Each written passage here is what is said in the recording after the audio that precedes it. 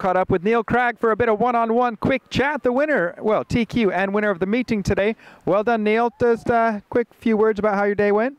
Yeah, it was really good. You know, I mean, car's been dialed all day. And tried to stay clear of the bad weather, but I mean, it catches up on everyone. But I can't complain. I've been really pleased with today. I've worked hard for it, so I'm glad that it paid off.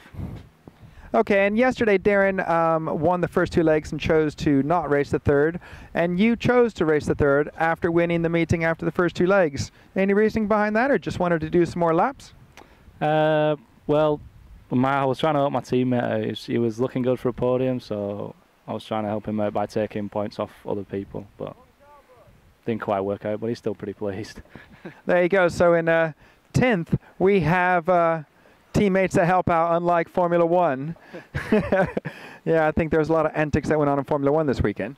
Yeah, I think enough's been said about that, to be honest. Okay, well done today. Congratulations, and thank you for your time. And thank you, Neil Round, for holding the camera. Cheers, mate.